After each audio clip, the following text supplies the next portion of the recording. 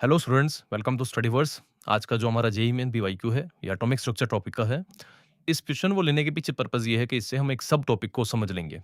वो सब टॉपिक है कि जो ऑर्बिटल्स होते हैं उनकी एनर्जी का ऑर्डर कैसे डिसाइड होता है। तो बच्चों, अगर एनर्जी ऑफ एटॉमिक ऑर्बिटल्स की बात करें तो इसमें आपको दो बातें ध्यान रखनी है जिससे आपके नहीं एग्जाम में हेल्प होगी। पहला ये कि अगर एच एटम हो या एच एटम जैसा स्पीशीज हो, यानी एच एटम और सिंगल इलेक्ट्रॉनिक स्पीशीज हो, तो उनके केस में जो ऑर्बिटल की एनर्जी होती है that only depends on an. Energy of atomic orbitals only depends on an. इसीलिए एच एटम के केस में 1s से ज़्यादा एनर्जी 2s का होगा, बट 2s 2p का एनर्जी आपस में बराबर होगा। उससे ज़्यादा एनर्जी 3s का होगा, पर 3s 3p 3d का एनर्जी आपस में बराबर होगा। उससे ज़्यादा एनर्जी 4s का होगा, बट 4s 4p 4d और 4f का एनर्जी आपस में बराबर होगा। क्योंकि एच एटम जैसे स्पीशीज के अंदर ऑर्बिटल का एनर्जी एन पे डिपेंड करता है as per Bohr model. But जब मल्टी इलेक्ट्रॉनिक स्पीशीज होते हैं, जैसे कि जिसमें हीलियम हो गया और भी कोई 2 इलेक्ट्रॉन या उससे ज़्यादा इलेक्ट्रॉन वाले स्पीशीज हो गए, तो उनमें क्या होता है कि कुछ अमाउंट ऑफ एनर्जी एल पे भी डिपेंड करता है। इसके पीछे रीज़न ये बताया गया एनसीईआरटी में कि जब मल्टी इलेक्ट्रॉनिक स्पीशीज होंगे, तो न्यूक्लियस और इलेक्ट्रॉन के बीच का अट्रैक्शन तो वहाँ पे हुआ जैसा सिंगल इलेक्ट्रॉनिक स्पीशीज में था। इलेक्ट्रॉनिक रिपल्शन भी स्टार्ट हो जाएगा, मतलब इलेक्ट्रॉन और इलेक्ट्रॉन के बीच में रिपल्शन भी आता है।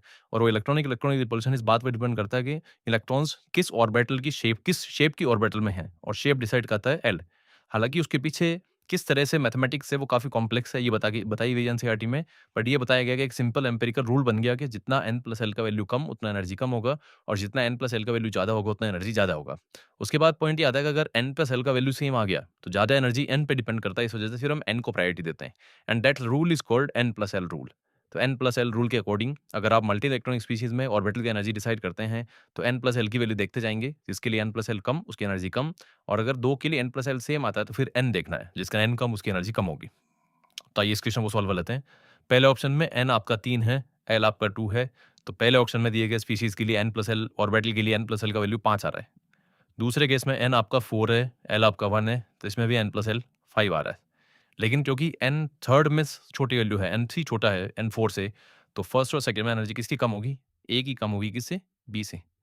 फिर उसके बाद अगले का n4 है, l आपका 2 है, तो n+l आपका 6 आ गया, और n3 है और L1 है, तो n+l आपका 4 आ गया। तो lowest n+l value is of D। तो D का एनर्जी सबसे कम, उसके बाद A, उसके बाद B, और उससे भी ज़्यादा C ऑप्शन वाले का है जो कि उसका n+l 6 आ रहा है। तो D, फिर उसके बाद A, फिर उसके बाद B, फिर उसके बाद C, ये दिया गया सेकंड ऑप्शन में। थैंक यू बच्चों।